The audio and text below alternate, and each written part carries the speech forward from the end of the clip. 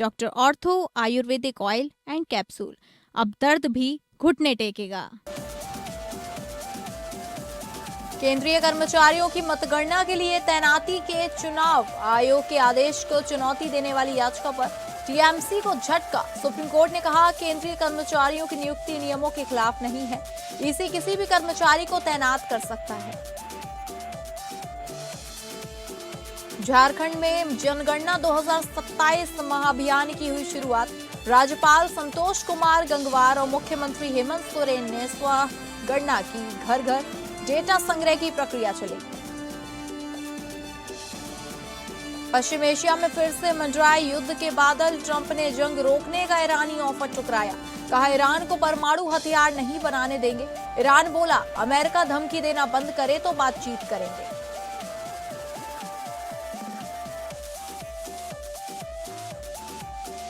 नमस्कार, आप सभी का स्वागत है टॉप अपडेट्स में। मैं हूं आपके साथ अंकिता सिंह। शुरुआत करेंगे टॉप अपडेट्स की।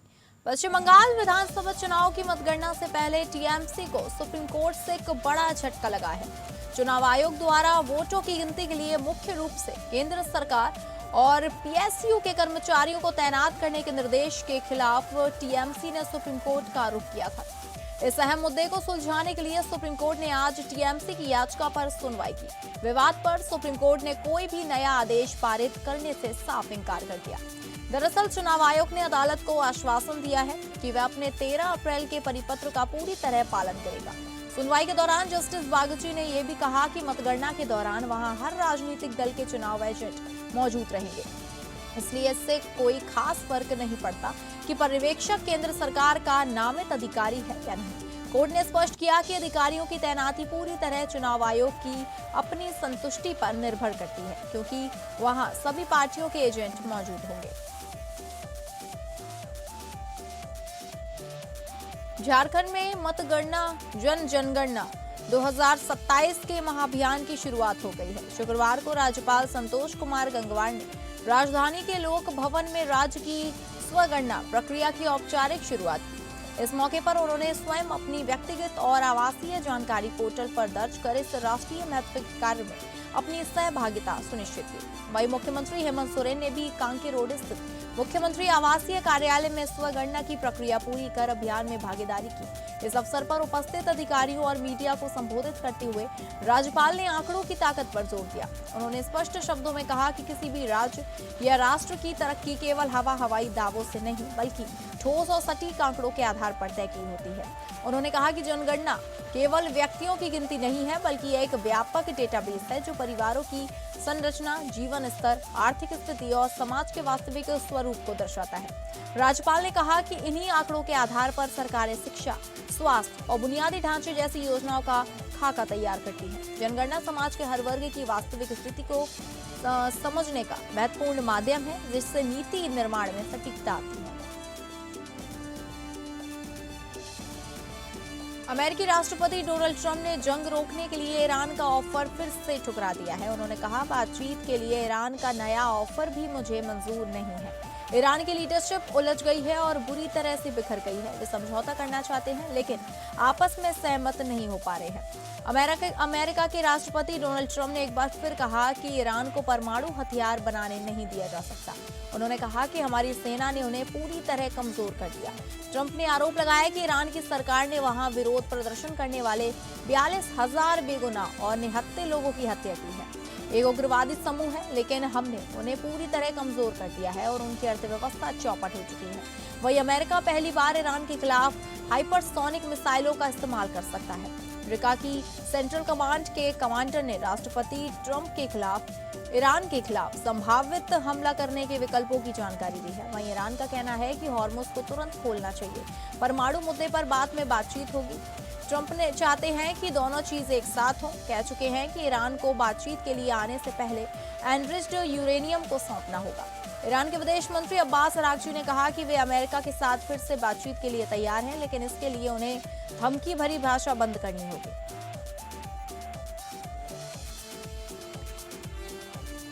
मध्य प्रदेश के जबलपुर स्थित बरगी डैम में पर्यटन विभाग का एक क्रूज अचानक आई तेज आंधी के चलते डूब गया। अब तक 9 शव बरामद किए जा चुके हैं। 24 लोगों को सुरक्षित निकाल लिया गया है। बताया जा रहा है कि हादसे के वक्त क्रूज में लगभग 40 से 45 पर्यटक सवार थे। हादसा किनारे से लगभग 300 मीटर दूर हुआ। जबलपुर के बरगी बांध में हुए क्रूज हादसे में 9 लोगों की मौत हो गई, जिसके बाद मुख्यमंत्री मोहन यादव ने घटनास्थल का दौरा किया और मृतकों के परिजनों से मुलाकात की। इस दौरान उनके साथ उप मुख्यमंत्री जगदीश देवड़ा, लोक निर्माण मंत्री राकेश सिंह समेत कुछ अन्य प्रतिनिधि, जनप्रतिनिधि व प्रशासन के आला अधिकारी मौजूद थे। हादसे पर प्रधानमंत्री मोदी ने गहरा दुख जताया। पीएम ने कहा पीएम राहत कोष से मृतकों के परिजनों को 2-2 लाख रुपए और घायलों को 50,000 रुपए की आर्थिक सहायता देने की घोषणा की गई है। नेता प्रतिपक्ष उमंग सिंघार बरगी पहुंचे। इस दौरान उन्होंने कहा कि सरकारी लापरवाही के कारण यह दुर्घटना हुई है, जिम्मेदारी तय हो, आपराधिक प्रकरण दर्ज हो। उन्होंने कहा कि सरकार अपने अधिकारियों को बचाना चाहती है या जो केरल से दिल्ली से पर्यटन आए हैं उन्हें बचाना चाहती है। सरकार देर से जागती है, क्या 24 घंटे में मृतक परिवारों को न्याय मिलेगा?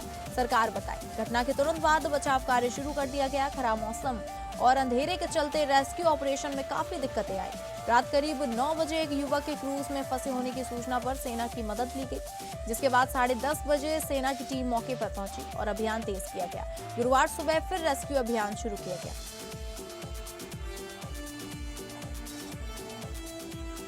पुणे के भोर तालुका में चौंकाने वाली वारदात सामने आई है। स्थानीय लोगों के अनुसार एक 65 वर्षीय व्यक्ति ने घर के सामने खेल रही मासूम बच्ची के साथ बलात्कार किया और पत्थर से कुचलकर उसकी हत्या कर दी। इसके बाद उसने बच्ची के शव को गोबर के ढेर के नीचे छिपा दिया। दोपहर के समय जब बच्ची दिखाई नहीं दी तो उसकी तलाश शुरू की गई। खोजबीन के दौरान बच्ची का शव तबेले में मृत अवस्था में मिला। इलाके के सीसीटीवी फुटेज चेक करने पर आरोपी बच्ची को तबेले की ओर ले जाता हुआ दिखाई दिया, जिसके बाद इस पूरी घटना का खुलासा हुआ। स्थानीय जानकारी के अनुसार यह बच्ची अपनी नानी के घर छुट्टियां बिताने आई थी। जानकारी के मुताबिक यौन उत्पीड़न के बाद पत्थर से वार कर बच्ची की बेरहमी से हत्या कर दी गई। भोर तालुका के नसरापुर गांव में हुई इस मासूम की हत्या और अत्याचार की घटना के विरोध में नसरापुर गांव पूरी तरह बंद है। नसरापुर व्यापारी एसोसिएशन और समस्त ग्राम वासियों ने आज बंद का आह्वान किया है, जिसे दुकानदारों का भारी समर्थन मिल रहा है। उत्तर प्रदेश के अयोध्या से ममता और संघर्ष की एक ऐसी भावुक तस्वीर सामने आई है जिसने हर किसी का दिल छू लिया है। यहाँ एक छोटी बच्ची अपनी मां के साथ झोले में बैठकर घर घर भाग जाती है, जहाँ उसकी मां साफ सफाई का काम करती है। बताया जा रहा है कि मां कई घरों में काम करके अपने परिवार का पालन पोषण करती है। पति के घायल हो जाने के बाद घर की पूरी जिम्मेदारी उसी के कंधों पर आ गई है। इस बीच मां को थकान होती देख बेटी ने अनोखे तरीके से उसका साथ देना शुरू कर दिया। वह गोद में नहीं बल्कि झोले में बैठकर मां के साथ सफर करती है। मां का कहना है कि पिछले करीब 1 साल से बेटी इसी तरह उसके साथ जाती है। इस भावुक पल का वीडियो सोशल मीडिया पर तेजी से वायरल हो रहा है और लोग मां बेटी के इस अटूट रिश्ते और संघर्ष की सराहना कर रहे हैं। यह कहानी न सिर्फ ममता की मिसाल है बल्कि उन हालातों को भी दिखाती है जिनमें कई परिवार रोज संघर्ष करते हुए जीवन यापन करते हैं।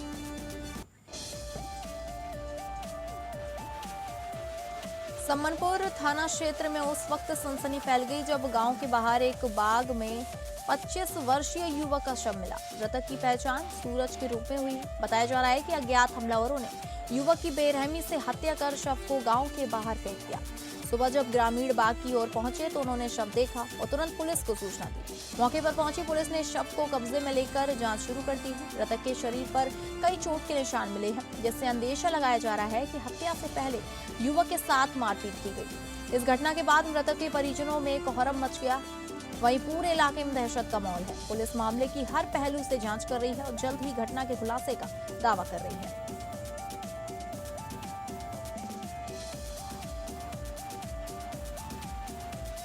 महिला आरक्षण लागू करने की मांग को लेकर औरैया जिले के ग्राम बिचौली में कांग्रेस कार्यकर्ताओं ने जोरदार विरोध प्रदर्शन किया। जिला कांग्रेस अध्यक्ष सरिता दौरे के नेतृत्व में बड़ी संख्या में महिलाओं ने प्रदर्शन में हिस्सा लिया।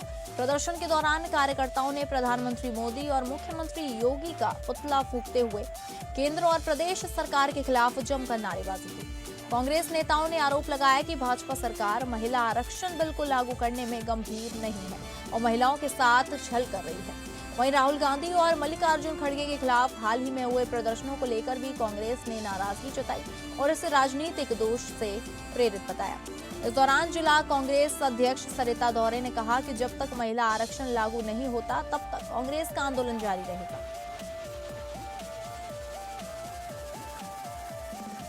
बिजनौर जिले से एक चौंकाने वाला मामला सामने आया है, जहां एक दरोगा का वीडियो सोशल मीडिया पर तेजी से वायरल हो रहा है।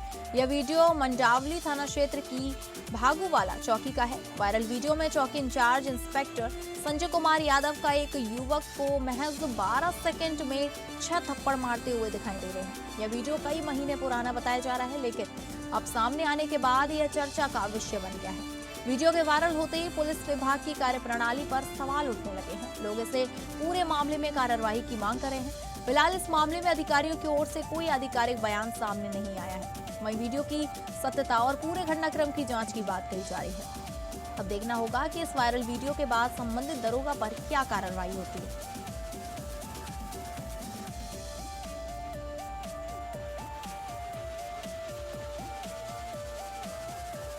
गोंडा जिले में एंटी करप्शन टीम ने बड़ी कार्रवाई करते हुए ग्राम विकास अधिकारी उमेश कुमार भारती को रिश्वत लेते हुए रंगे हाथ गिरफ्तार किया है। बताया जा रहा है कि आरोपी अधिकारी जन्म प्रमाण पत्र बनवाने के नाम पर 10,000 रुपए की मांग कर रहा था। शिकायत मिलने के बाद एंटी करप्शन टीम ने जाल बिछाया और आरोपी को पैसे लेते हुए पकड़ लिया। गिरफ्तारी के बाद आरोपी को मनकापुर कोतवाली ले जाया गया, जहां उसके खिलाफ भ्रष्टाचार निवारण अधिनियम के तहत मुकदमा दर्ज किया गया। फिलहाल पुलिस आगे की कानूनी कार्रवाई में जुटी हुई है। इस कार्रवाई के बाद प्रशासनिक महकमे में हड़कंप मचा हुआ है और भ्रष्टाचार के खिलाफ सख्त संदेश लाया गया।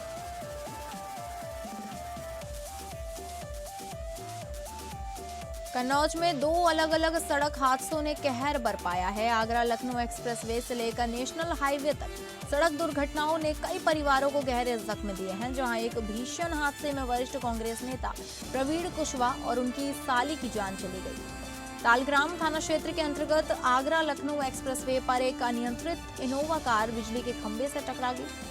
टक्कर इतनी भीषण थी कि गाड़ी के परखच्चे उड़ गए। इस हादसे में घायल हुए कांग्रेस नेता प्रवीण कुशवाहा और उनकी साली को तत्काल लखनऊ के अपोलो अस्पताल में भर्ती कराया गया, जहां इलाज के दौरान दोनों ने दम तोड़ दिया। मृतक की पहचान प्रवीण कुशवाहा, जो बिहार विधानसभा चुनाव में कांग्रेस के प्रत्याशी रह चुके थे। वहीं एक और घटना में नेशनल हाईवे पर एक भीषण सड़क हादसा हुआ, जिससे 2 बाइक सवारों की मोटरसाइकिल अचानक अनियंत्रित होकर आपस में टकरा गई। टक्कर इतनी जोरदार थी कि दोनों बाइक सवार सड़क पर जा गिरे। इसी दौरान पीछे से आ रहे एक तेज रफ्तार अज्ञात वाहन ने सड़क पर गिरे युवकों को बेरहमी से रौंद दिया, जिससे इस हृदय विदारक घटना में 2 युवकों की मौके पर ही दर्दनाक मौत हो गई। हादसे में एक अन्य व्यक्ति गंभीर रूप से घायल हुआ है।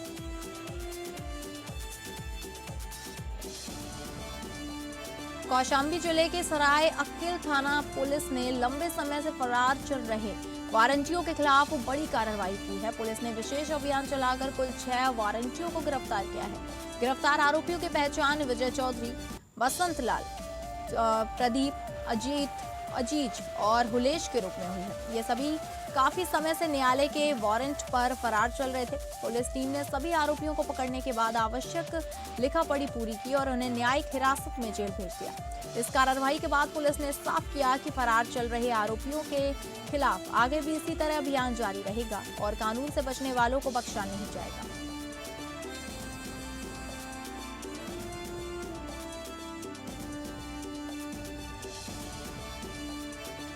यूपी के कौशाम्बी जिले में एक युवक ने ट्रेन की पटरी पर लेटकर आत्महत्या कर ली। युवक की अब तक पहचान नहीं हो सकी है। घटना के बाद शव के टुकड़ों को घसीटकर पटरी से हटाने का वीडियो सोशल मीडिया पर वायरल हो रहा है, जिसने लोगों को झकझोर कर रख दिया। वीडियो को लेकर संवेदनहीनता पर सवाल उठ रहे हैं। पुलिस ने शव को कब्जे में लेकर पोस्टमार्टम के लिए भेज दिया है और युवक की शिनाख्त के प्रयास किए जा रहे हैं। सूचना पर पहुंची पुलिस ने शव को कब्जे में लेकर पोस्टमार्टम के लिए भेज दिया है। युवक की अब तक पहचान नहीं हो सकी है। पुलिस मामले की जांच में जुटी है और वायरल वीडियो को लेकर भी कई सवाल खड़े हो रहे हैं।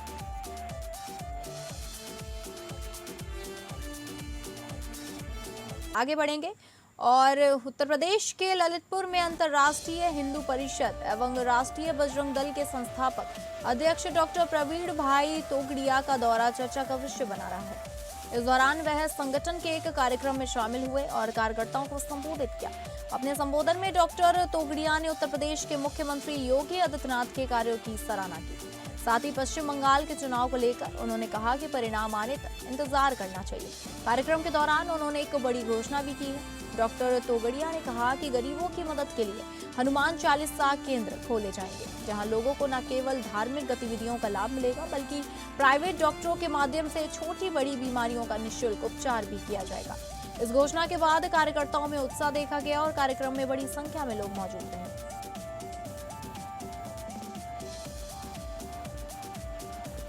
उत्तर प्रदेश के चंबल में हुए सनसनीखेज दोहरे हत्याकांड मामले में वांछित और 1 लाख रुपए के इनामी आरोपी संतोष को पुलिस ने गिरफ्तार कर लिया है। उत्तर प्रदेश एसटीएफ ने बड़ी कार्रवाई करते हुए आरोपी को पंजाब के पठानकोट से दबोचा है। गिरफ्तारी के बाद पुलिस आरोपी से पूछताछ कर रही है। जानकारी के अनुसार बीती 2 अप्रैल को आरोपी ने पिता पुत्र की हत्या कर एक पिकअप डाले की लूट की घटना को अंजाम दिया था। इसके बाद से वह लगातार फरार चल रहा था और पुलिस उसकी तलाश में जुटी थी। लगातार छापेमारी और तकनीकी सर्विलांस के आधार पर एसटीएफ ने आरोपी को ट्रैक कर गिरफ्तार करने में सफलता हासिल की। फिलहाल आरोपी से पूछताछ जारी है। पुलिस इस पूरे मामले में अन्य पहलुओं की भी जांच कर रही है। उत्तर प्रदेश एसटीएफ को एक और बड़ी सफलता मिली है। टीम ने अंतरराज्यीय शराब तस्कर गैंग के सरगना संदीप को गिरफ्तार कर लिया है, जिस पर 50,000 रुपए का इनाम घोषित है।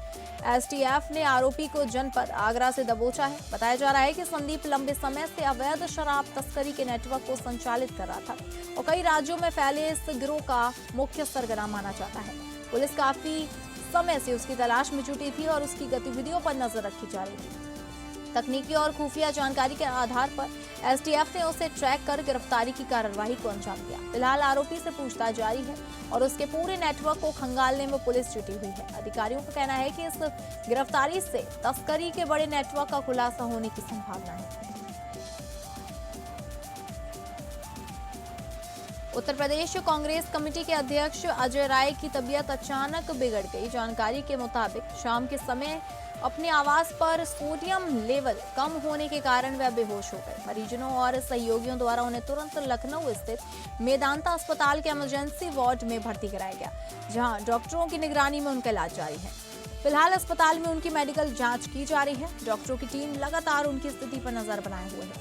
आगे की स्थिति को लेकर विस्तृत जानकारी का इंतजार किया जा रहा है। आज उत्तर प्रदेश की ऐतिहासिक विधानसभा में अद्भुत और प्रेरणादायी दृश्य देखने को मिला, जब प्रदेश के 75 जनपदों से आई युवा शक्ति ने विकसित भारत के विजन को न सिर्फ स्वर दिया बल्कि उसे संकल्प में बदलते हुए पूरे सदन को ऊर्जा से भर दिया। युवा कार्यक्रम एवं खेल मंत्रालय भारत सरकार के द्वारा मेरा युवा भारत के तहत विधानसभा में 3 दिवसीय राज्य स्तरीय विकसित भारत युवा संसद 2026 प्रतियोगिता का शुभारंभ हुआ। प्रतियोगिता का विषय रहा केंद्रीय बजट 2026 विकसित भारत 2047 की ओर भारतीय युवाओं के मार्ग को सशक्त बनाना। प्रत्येक युवा को अपने विचार व्यक्त करने हेतु 3 मिनट का समय दिया गया। कुल 375 को राज्य स्तरीय विकसित भारत युवा संसद हेतु चयनित किया गया। युवाओं ने जिस गहराई और विश्लेषणात्मक दृष्टिकोण से बजट के विभिन्न पहलुओं को प्रस्तुत किया, उसने यह सिद्ध कर दिया कि नई पीढ़ी केवल अवसर तलाशने वाली नहीं बल्कि अवसरों को सृजित करने वाली भी है। वक्ताओं ने स्पष्ट किया कि यह बजट युवा सशक्तिकरण, स्टार्टअप, नवाचार, स्किल डेवलपमेंट और आत्मनिर्भर भारत की विकसित भारत 2047 की दिशा में एक मजबूत कदम है। कार्यक्रम का शुभारंभ विधानसभा अध्यक्ष सतीश महाना, उप मुख्यमंत्री ब्रजेश पाठक और युवा कल्याण एवं खेल राज्य मंत्री गिरीश चंद्र यादव द्वारा दीप प्रज्वलन के साथ किया। स्वामी विवेकानंद के चित्र पर पुष्पांजलि और वंदे मातरम के सामूहिक गायन ने पूरे वातावरण को राष्ट्रभक्ति से ओतप्रोत कर दिया।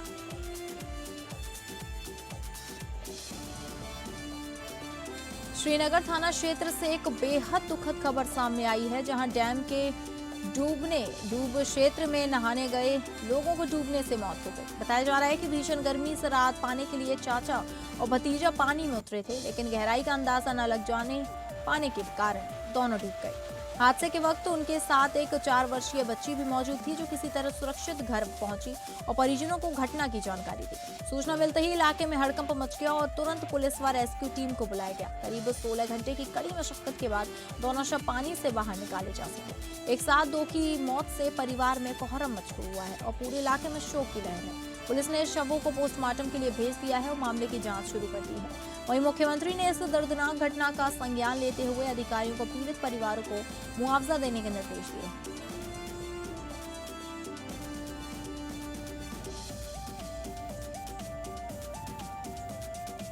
राष्ट्रीय राजधानी क्षेत्र और उत्तर भारत के लिए कनेक्टिविटी के एक नए युग की शुरुआत होने जा रही है। नोएडा इंटरनेशनल एयरपोर्ट ने आधिकारिक घोषणा की है कि यहां से 15 जून 2026 से व्यावसायिक विमान सेवा शुरू हो जाएंगी। एयरपोर्ट से पहली कमर्शियल फ्लाइट इंडिगो द्वारा संचालित की जाएगी। इसके तुरंत बाद अकाशा एयर और एयर इंडिया एक्सप्रेस भी अपनी सेवाएं शुरू करेंगे। Bureau of Civil Aviation Security से एयरड्रोम और सिक्योरिटी प्रोग्राम की मंजूरी मिल चुकी है, जो यह सुनिश्चित करती है कि एयरपोर्ट के सभी सुरक्षा मानक और परिचालन प्रक्रिया अंतर्राष्ट्रीय स्तर की हैं।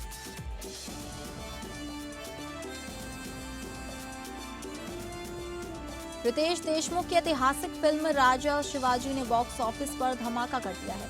पहले दिन फिल्म ने करीब 11.5 करोड़ रुपए की शानदार कमाई की, जिससे यह मराठी सिनेमा की अब तक की सबसे बड़ी ओपनर बन गई। फिल्म के हिंदी वर्जन को भी अच्छा रिस्पांस मिल रहा है। थिएटर में फैंस उस वक्त झूम उठे जब सलमान खान ने जीवा महाला के रूप में एक दमदार कैमियो किया। सोशल मीडिया पर उनके कैमियो की क्लिप्स जमकर वायरल हो रही हैं। बॉलीवुड सुपरस्टार ऋतिक रोशन के छोटे बेटे ऋतदान आज 18 साल के हो गए हैं। इस खास मौके पर ऋतिक ने इंस्टाग्राम पर एक बेहद इमोशनल कविता साझा की, जिसमें उन्होंने अपने बेटे को एक योद्धा बताया। ऋतिक और सुजैन खान ने अपने फरिश्ते के वयस्क होने पर पुरानी यादें ताज़ा की। फैंस और कई फिल्मी सितारों ने कमेंट सेक्शन में श्रद्धान को जन्मदिन की बधाई देते हुए ऋतिक की पेरेंटिंग की सराहना की।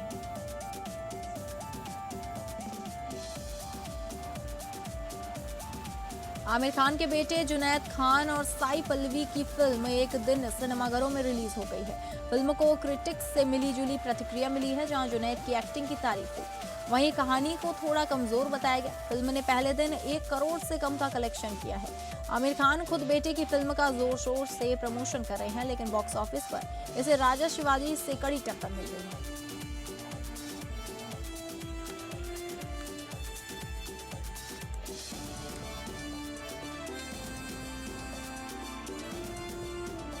तो फिलहाल टॉप अपडेट्स में बस इतना ही। नमस्कार।